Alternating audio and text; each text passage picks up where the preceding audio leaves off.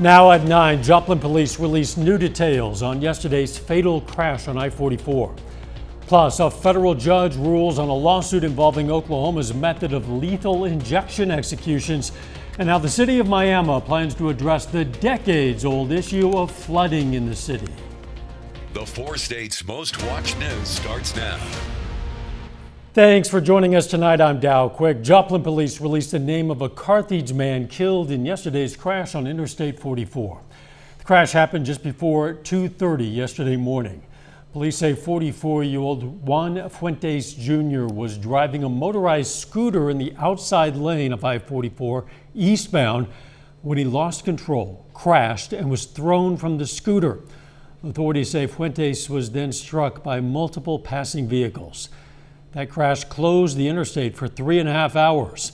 At last report, the Joplin Police major crash team was still looking for witnesses who may have witnessed that initial crash.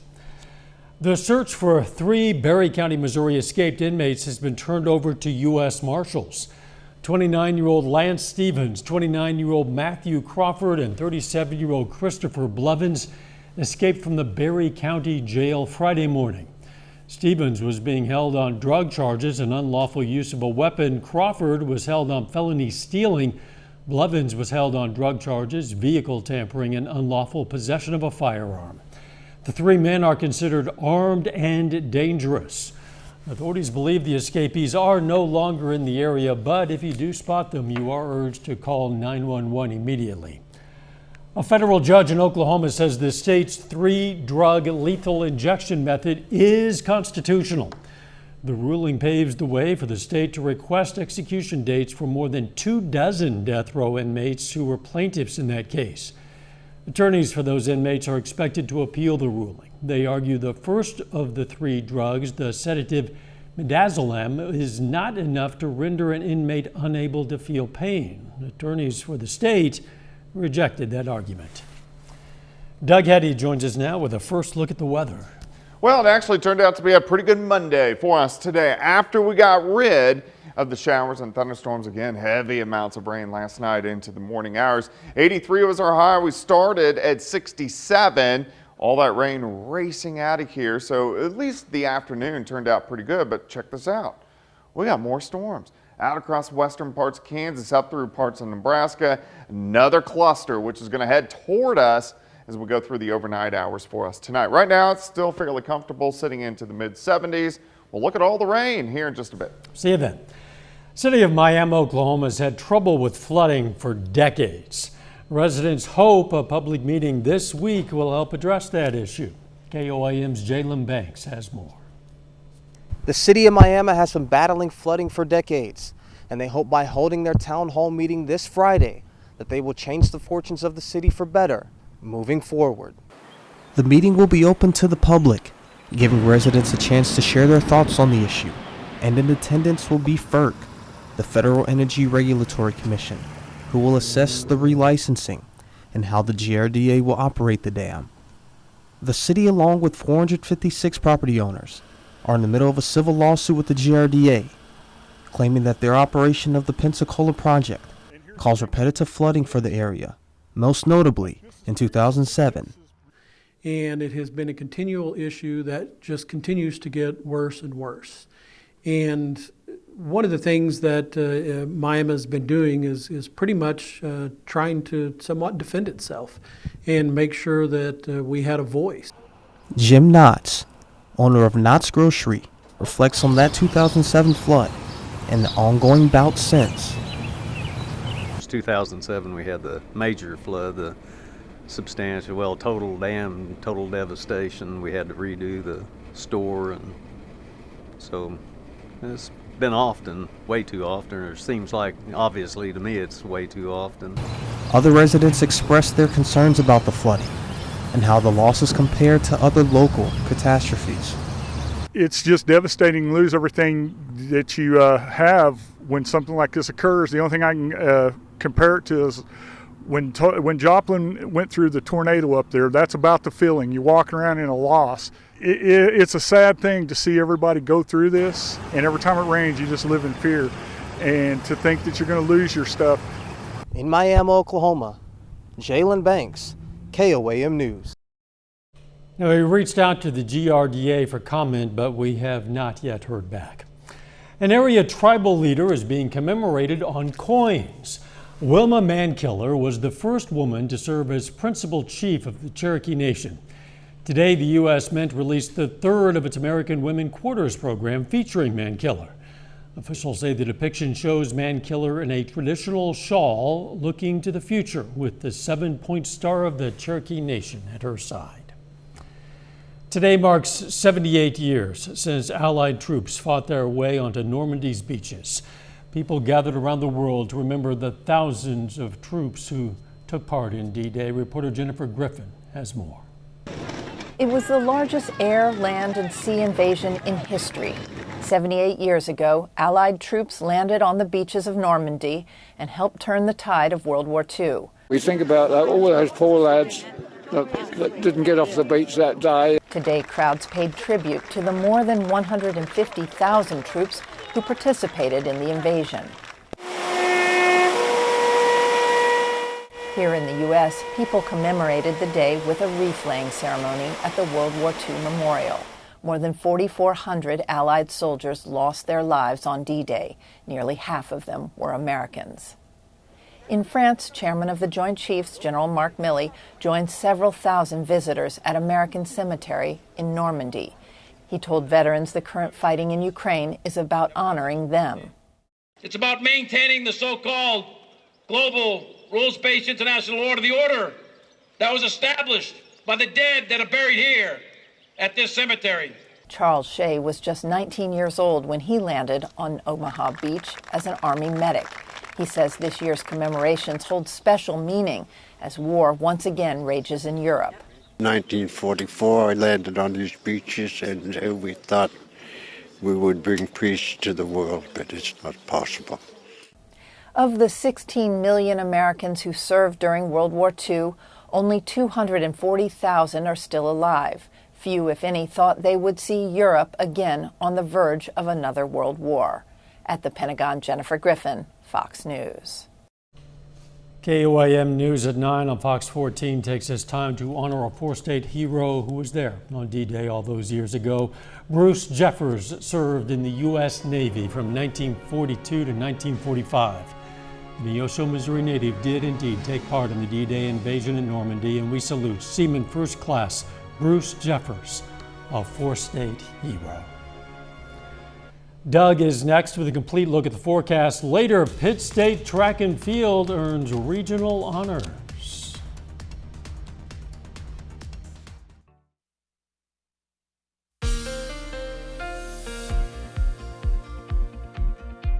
Well, of course, we had another wet start for us during the morning hours. Showers, thunderstorms across the region. Again, 3/4 of an inch for the month. We are sitting at 2 inches. It's only June 6th. Average for the year is just shy of 20 inches, and we're already almost at 28 inches, which is kind of crazy. All right, allergies a little better for us today due to the rain kind of washed out the atmosphere. So on a scale of 1 to 10, today is a 1, but it creeps back up to a 7 once again for us tomorrow. Let's go outside. Let's see what's going on. Currently sitting at 75. South winds are very light at about 3 to 5 miles per hour. And you can see across the metro from Neosho to Oronogo up toward Pittsburgh, Miami, all sitting into the mid-70s. So very comfortable right now. And this is pretty much the case across the entire four-state area. Most of us are sitting into the mid-70s. All right, showers, thunderstorms we had this morning, of course, are gone. We got partly sunny skies during the afternoon. We do have some thunderstorms in central parts of Missouri, and these stretch back through the Kansas City metro. These are mainly going to stay to the northeast of the region. Then we have this complex out across western parts of Kansas, and then also a little complex up through parts of Nebraska. But this is going to head toward us as we go through the overnight hours tonight. The next few hours look okay, but eventually showers and thunderstorms increase out to our northwest, and we are going to get some scattered storms in here. This is 6, 7 o'clock in the morning. These are going to be dying as they work through, but we are going to get some scattered showers and thunderstorms. So another wet start tomorrow. Here's the noon hour. I think most of these will be gone We'll get partly sunny skies. We'll heat back up into the mid-80s. 67 to start, 79 by noon. High temp of 84, southerly winds at about 5 to 10. All right, tomorrow evening we could get a few isolated little guys that try to pop up, but in general we look okay until late tomorrow night. Then we get a big batch of thunderstorms. Here's 3:30 in the morning. Let's go into 5, 6 o'clock. Most likely these are going to be severe, very heavy amounts of rain, most likely flash flooding. Just with this batch, we'll probably pick up 1 to 3 inches of rain. This will be gone Thursday morning or Wednesday morning, and then a few isolated thunderstorms try to pop up again by the time we head into Wednesday afternoon. So just rainfall kind of over the next couple days. We'll have to see where those big bands set up, but most likely kind of in that 2 to 5 inch range on average for most of us as we go through the week, which isn't good because it's already, I still have standing water in my yard. 84 tomorrow, 82 Wednesday. Thursday looks like the driest day this week, and then a very big batch of thunderstorms, most likely severe again, moves in Friday morning, and then Sunday night into Monday morning too. Wow. So the driest day this week is going to have some rain, just not as much as the other wetter days. But the weekend looks good. And that is a positive. Yes. Thanks, Doug. Here's a look at our tower camera, sponsored by R.E. Smith Construction, as work continues on the KOIM More Power project.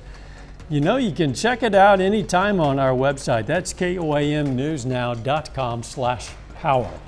Coming up, the push for gun control legislation. Students rally in front of the U.S. Capitol to push Congress to pass a gun safety bill. The House may do just that this week. I'm Caroline Shively in Washington. I'll have details straight ahead. The leader of the Proud Boys is facing conspiracy charges related to the January 6th attack on our U.S. Capitol. The Justice Department today charged Enrique Tarrio and 4 other leaders with seditious conspiracy, escalating their criminal case against the far-right extremist group. These are the first allegations by prosecutors that the group tried to oppose by force the presidential transfer of power. A bipartisan group of senators is getting serious about putting together a gun control bill that can garner 60 votes, while the House is set to pass its own wide-ranging set of measures later this week. All of this comes after a recent rash of mass shootings, including several this weekend. Carolyn Shively reports from Washington. Don't look away! Students demand action rallied outside the U.S. Capitol on Monday, pushing Congress to pass gun safety legislation. We're at a put up or shut up moment. We need to act, and we need to act now, seize this moment of opportunity. In the 2 days before the rally, 10 people were shot to death in Tennessee, Michigan, South Carolina, and Philadelphia. New York isn't waiting for Washington. We're raising the age of semi-automatic weapons so no 18-year-old can walk in on their birthday and walk out with an AR-15. Those days are over. A bipartisan group of senators is working on a modest legislation package that would expand background checks, encourage states to have red flag laws, and make schools more secure. There's no panacea here. There is no one thing that will prevent mass killings. All we can hope for, in my view, is on the margins, make it more difficult for someone who's dangerously mentally ill or someone who's a violent criminal to buy a firearm. The House is poised to pass legislation that goes much further than any Senate bill, potentially banning assault weapons and high-capacity magazines. That measure is unlikely to pass the other chamber. When they say they're banning magazines over 10 rounds, they're actually effectively banning just about every type of handgun that's semi-automatic that takes more than a 10-round magazine. House members will take a series of gun safety votes in the coming days. The bipartisan group in the Senate could have the framework for its own bill by the end of the week. In Washington, Caroline Shively, Fox News. Still ahead, more pain at the pump. Gas prices hitting another record high. I'm Malda Rivera in Washington with the latest on the Biden administration's efforts to bring down costs. Coming up. Johnson for. The FTC is warning that 1 out of every $4 lost to fraud is related to cryptocurrency scams. More than $1 billion has been stolen from 46,000 people since the start of 2021, according to a new FTC report. Cryptocurrency scammers typically target a younger age group for victims. The FTC says those aged 25 through 40 are 3 times more likely to lose money due to fraud, and much of it involves Bitcoin. The national average for a gallon of gas is inching closer to $5 as prices hit another record today. American consumers are feeling the squeeze, and the Biden administration is using an all-hands-on-deck approach to figure out how to bring costs down. Reporter Madeline Rivera has the latest details from Washington.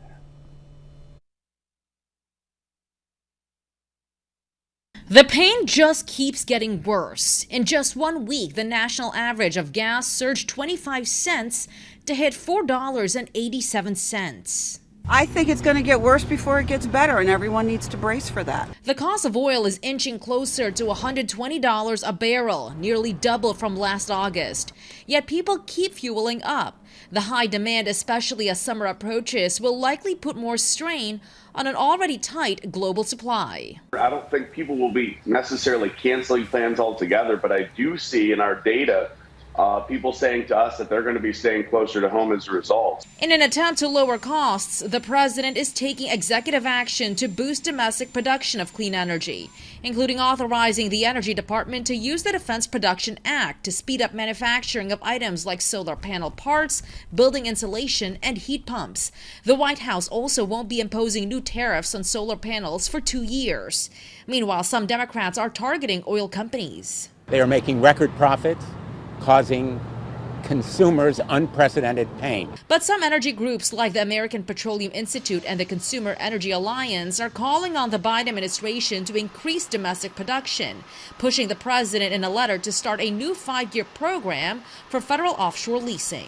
We've watched this president go after energy, so we can no longer be energy independent. The price of gasoline has doubled. President Biden has not confirmed whether he'll go to Saudi Arabia later this month, but some energy experts say a trip to the oil-rich kingdom might not do much to lower the price of gas. In Washington, Madeline Rivera, Fox News. Up next, going to learn about some of the weirdest things Uber passengers have left in their drivers' cars. For teens. Rideshare company Uber revealed its 2022 Lost and Found Index, which lists riders' unique and most often forgotten belongings for drivers to find. Some of the most common items were keys, wallets, speakers, headphones, IDs, even items of clothing. However, when it came to unusual, riders went above and beyond. Those items include a pizza costume, tater tots, a Billie Eilish ukulele, a fingernail, and even Grandma's dentures. Oh, sorry about that, Grandma.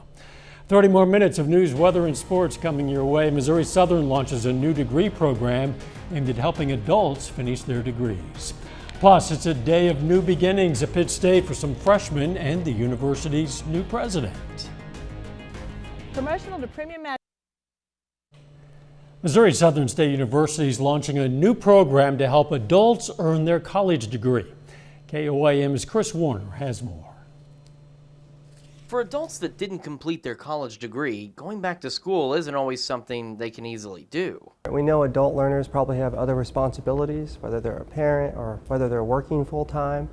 So the experience needs to be a little bit different for them. So Missouri Southern State University is launching a new program called the Adult Degree Completion Program, which is aimed at helping those adults get back to school. We are trying to create a program focused just on them. So the curriculum will be accelerated, 8 weeks online.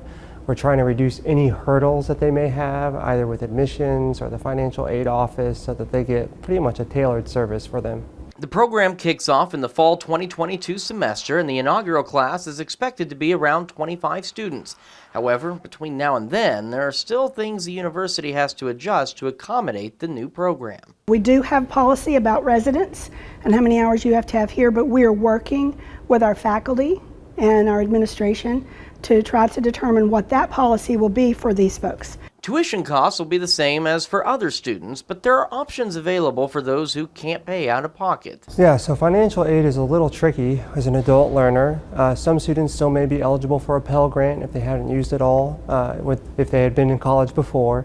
But Missouri, the actual state, has several grants and programs, including Finish Line, to come back to school and finish a degree. And so there would be options like that for them. In Joplin, Chris Warner, KOAM News. Mountain says the initial degree that will be offered is a bachelor's in general studies with an emphasis in business. He says they plan to offer additional options as that program continues. Some big things were happening at Pitt State today. It was the first day for both new students and PSU's new president, Daniel Shipp. Shipp says he's excited to begin the school year and meet more people in the community. His goal is to listen and lean in to try and understand further the unique DNA of Pittsburgh State University. So I'm a big believer in what you learn in the classroom is helpful toward how you apply it out in the real world. And so I wanted to work and serve at an institution that really cared about that. President Shipp says part of the reason he chose Pittsburgh was because his son thinks gorillas are really cool. And of course, his son is correct. Some area kids are spending the week at Missouri Southern to have some fun. The MSSU Kinesiology Department is hosting the 2022 Children's Lifetime Sports Academy. The academy is a way for kids to learn the skills of activities that can be played for fun, health, fitness. Golf, bowling, racket sports, canoeing, and more activities are planned for them to enjoy. And it's really for the kids here, for them to come out for 4 days, have fun with their friends, and really enjoy themselves and have a good time. That academy is from 12:30 to 5 p.m. and will go into Thursday. An award presentation is also going to be held at 4:45 p.m. on Thursday to recognize outstanding campers of the week. A new study finds overall cancer screenings in the U.S. declined significantly during the pandemic. Research at the American Cancer Society confirms drop-offs by the millions in screening rates for breast, cervical, and colorectal cancer in 2020. The results show the decline in screening disproportionately impacted people of color and people of low income. British Prime Minister Boris Johnson avoids being ousted after narrowly winning a confidence vote today among his own lawmakers. Reporter Alex Hogan has that story. UK Prime Minister Boris Johnson facing a watershed moment in his political career. The British leader, who won a landslide victory in 2019 on Monday, surviving a no-confidence vote from members of his own party. Calls for the Prime Minister's removal centered on parties held by Johnson and his staff when the UK was under lockdown during the pandemic. One such gathering taking place on the eve of Prince Philip's funeral. One of Johnson's biggest supporters said the Prime Minister had, quote, presided over a culture of casual lawbreaking. I just think it's lie after lie, after lie, after lie, after cover up, after change the rules. Prime Minister has apologised, he's overhauled number 10. And I think what people and our constituents most expect is us to be focusing on them. Johnson was in attendance at events over the weekend for Queen Elizabeth II's Platinum Jubilee, where he was met with a mix of cheers and boos. I thought that was so telling, actually, that he got booed. I think that was almost like, that felt like a turning point to me. The boos, I think, reflected a mood across the country. And that's why, amongst other things, I think that's why many Tory MPs feel that that basic trust has gone. The last time a UK Prime Minister was removed because of a vote of no confidence was in 1979. Johnson's predecessor, Theresa May, survived a vote of no confidence in 2019, but she resigned just a few months later. In London, Alex Hogan, Fox News. A bit later, a theater staple in jeopardy. It's hard to go to the movie theater without buying a big bag of popcorn. But now there's concern growing that this salty treat, it's going to get more expensive and harder to find. That's because with rising inflation and the cost of fertilizer, farmers might start growing.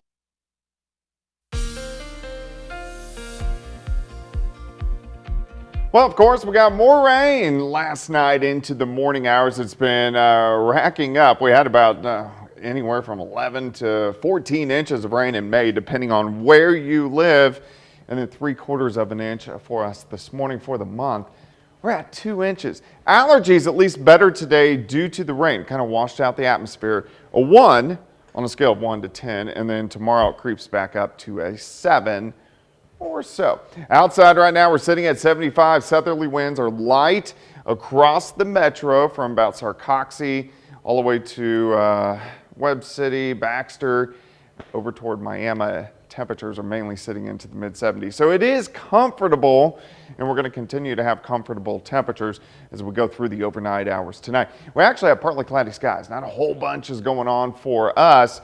We do have some thunderstorms to our north. These are going to slide northeast of us, and then the clusters out to our west. You can see out through Nebraska and then into western parts of Kansas, and eventually these are heading toward us once again as we go through the overnight hours tonight. So let's go through time. We'll stop at about 4:30 in the morning. You can see some scattered showers and thunderstorms trying to get in. These are going to weaken as they work in, so these aren't going to be too strong, and they are going to be hit and miss, but we are going to start the day a little bit on the wet side. Scattered showers, scattered thunderstorms into the morning hours, and then the afternoon in general looks pretty good. Partly sunny skies as we go back into the 80s. We'll start at 67, 79 by noon, high temp of 84. Could get an isolated thunderstorm late in the day, but most of the day is shaping up pretty good. As we go into tomorrow night, we do it again. Big old batch. Showers, thunderstorms. These are going to drive in. So here's 3, 4, 5 o'clock in the morning. Most likely these are going to be strong to severe. Gusty winds, some large hail. So we need to watch this as we go into Thursday morning or Wednesday morning, and then by midday Wednesday, these are going to be out of the region. All right, rainfall just over the next few days. Very likely, most of us average kind of in that 2 to 5 inch range, which we are already dealing with the flash flooding issue, so we don't need it, but something we're going to have to deal with. 84 tomorrow, 82 Wednesday. Thursday, just a slight chance for thunderstorms, but then again, as we get into late Thursday night, here we go again. Another big batch. Thunderstorms, most likely strong to severe into Friday morning, and then these will pass on by, and then finally for the weekend, it looks pretty good. Saturday near 80, Sunday in general looks pretty good, and then we get thunderstorms back in once again Sunday night into Monday morning. So many rounds. We do need a chance to dry out. We're just not going to get it this week. Yeah, at least the weekend looks nice. Yes, it does. Americans received 4 billion robocalls in May, according to spam blocking app Umail. And as reporter Christine Lazar shows us, scammers are now getting around federal regulations that were supposed to crack down on those robocalls. The caller ID came through as Chase Bank, so Joanna Gans wasn't caught off guard when the person on the line said there was suspicious activity on her account. She says they told her she needed to transfer money out of her account via Zelle to prevent any more fraud. Everything he said led me to believe, because of the way he spoke and the exact verbiage that the bank uses, he had it down pat. Turns out the call was a spoof. It wasn't Chase calling, but a scammer.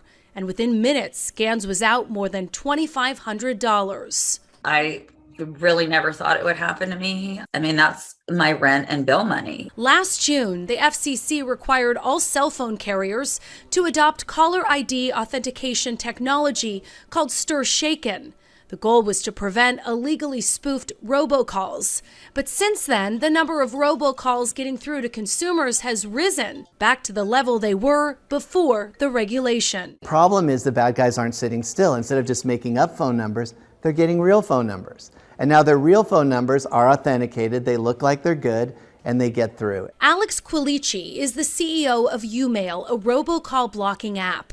He says technology like STIR/SHAKEN isn't enough to crack down on spam calls. He says we also need more enforcement. You want enforcement to go not only after the bad guys, but some of the carriers that are supporting them. We did reach out to Gans's bank, Chase, and a spokesperson tells me because she authorized the transfer, the bank will not return her money. They also said the bank will never call you and ask for your personal information. They will only ask for that if it's you who called them. Coming up in sports, Missouri Southern soccer builds chemistry in the offseason. Plus, the Outlaws close out a 4-game homestand against St. Joe. Danny Terzer has the highlights up next. Rain continues on.